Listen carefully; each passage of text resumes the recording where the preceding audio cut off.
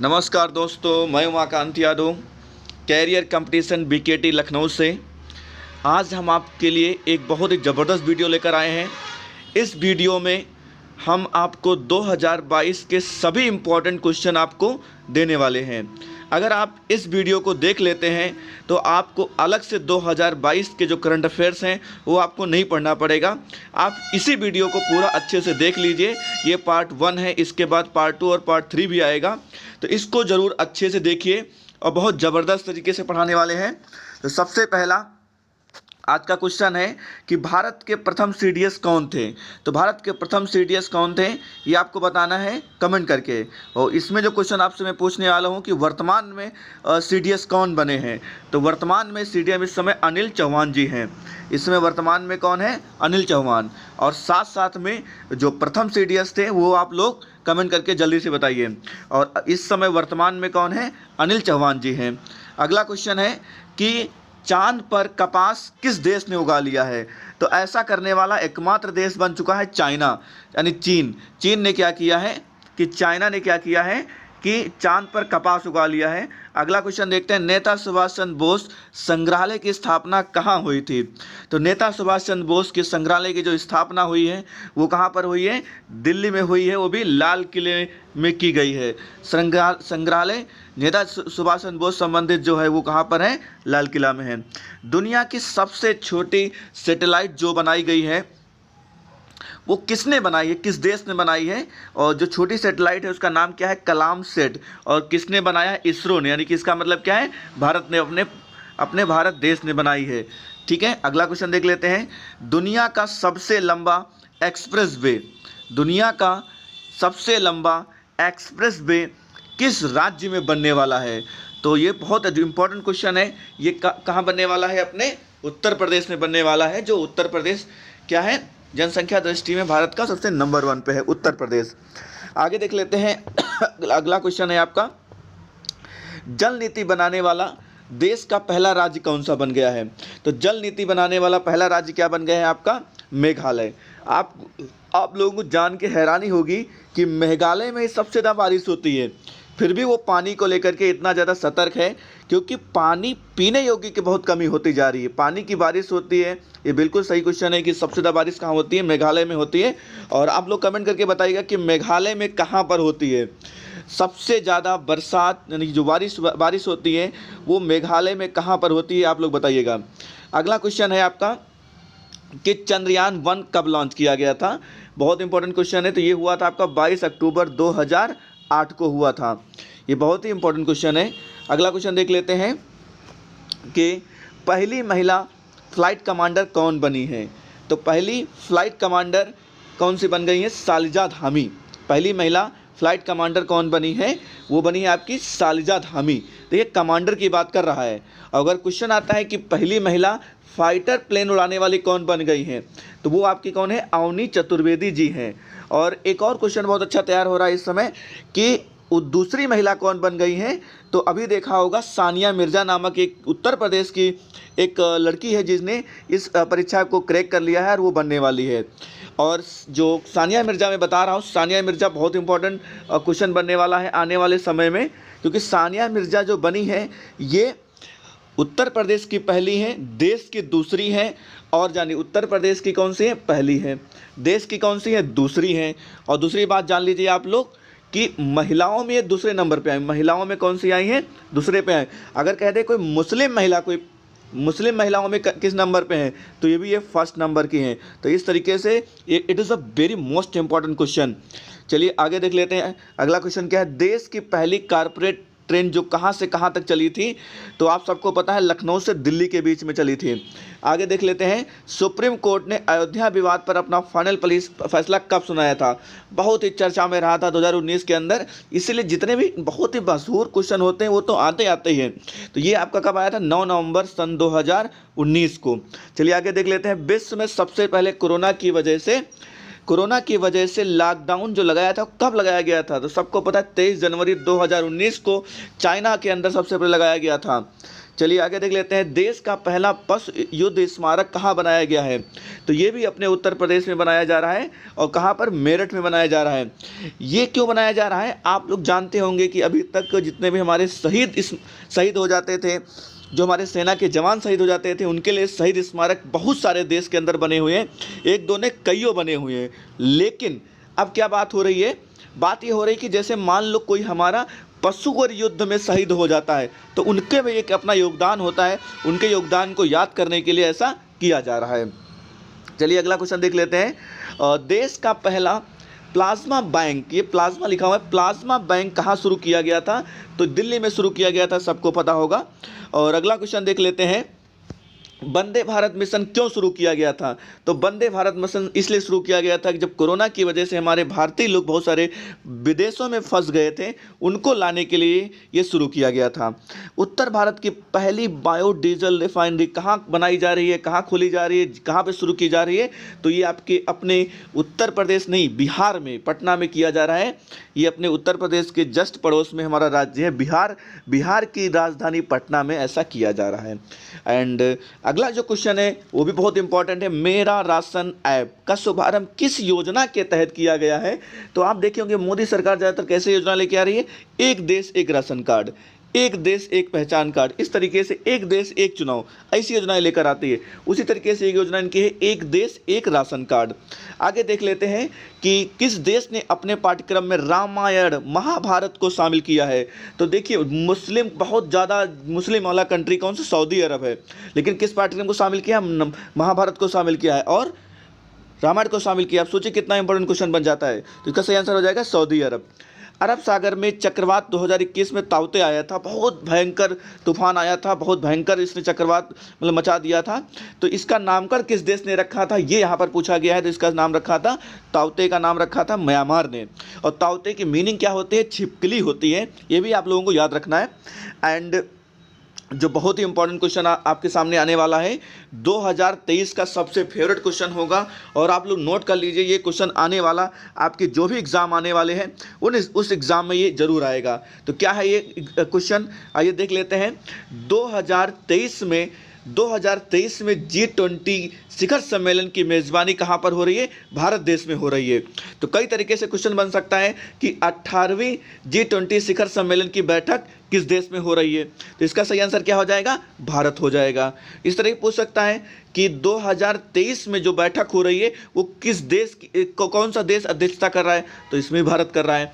तो ये बहुत ही इंपॉर्टेंट क्वेश्चन है, बहुत ही महत्वपूर्ण प्रश्न है, कृपया इसको जरूर से जरूर नोट कर लें। अगला क्वेश्चन इस तरीके से है कि G7 2023 की जो बैठक होगी वो कहाँ पर होगी? वो जापान में होगी। और यहीं पर जान लीजिएगा 2024 की बैठक कहाँ पर होगी? वो इटली में होगी। अगला क्वेश्चन जो है ना, it is also very most important question कि एशिया प्रशांत आर्थिक सहयोग APEC शिखर सम्मेलन की मेजबानी कौन सा देश करेगा? तो ध्यान से सुनिएगा। 34वीं 2022 में हुआ था जो थाईलैंड में हो चुकी है, 35वीं 2023 में होगी जो अमेरिका में होगी, 36वीं 2024 यानी कि पेरू में होगी। ये तीनों प्रश्न आप अगर याद कर लेते हैं तो इनमें से एक क्वेश्चन आपको जरूर देखने को मिलेगा। आने वाला जो भी एग्जाम है उस एग्जाम में इस तरह के क्वेश्चन जरूर से जरूर मिलते हैं। ONGC की पहली महिला चेयरमैन कौन बनी थी? तो इनका नाम है अलका मित्तल जी। हंगरी की पहली महिला राष्ट्रपति कौन बनी है?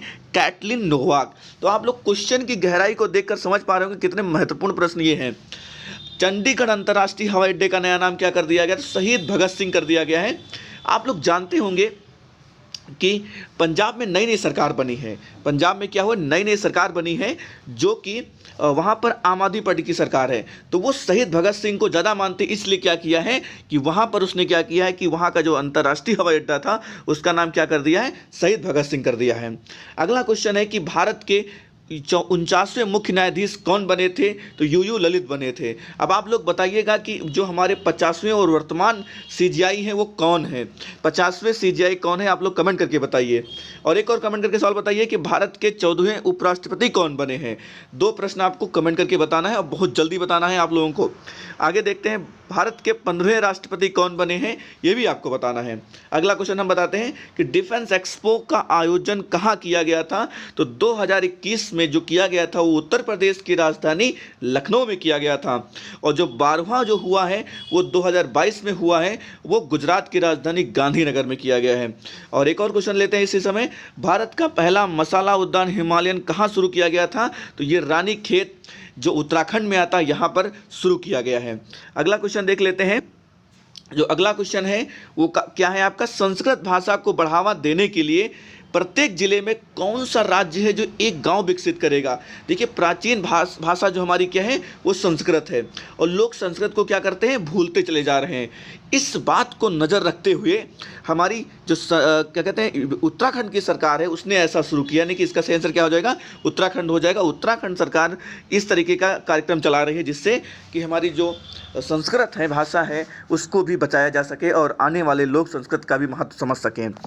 अगला क्वेश्चन जो है, एशिया कप 2022 की मेज़बानी किस देश ने की है, तो एशिया कप की जो मेज़बानी किया है वो किया था आपका यूएई, यानी क्या हो जाएगा सही, इसका आंसर क्या हो जाएगा, यूएई।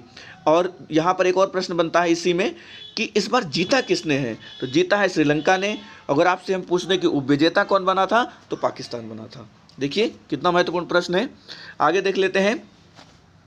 अगला जो क्वेश्चन है, एशिया, ये हो गया आपका गोल्डन जेंडर गैप इंडिया 2022 में भारत किस स्थान पर रहा है, तो जो हमारे ये जो होते हैं इंडेक्स वाले क्वेश्चन, इनसे क्वेश्चन बहुत आते हैं और इसमें भारत की रैंक क्या रही ये जानना बहुत ज़रूरी है।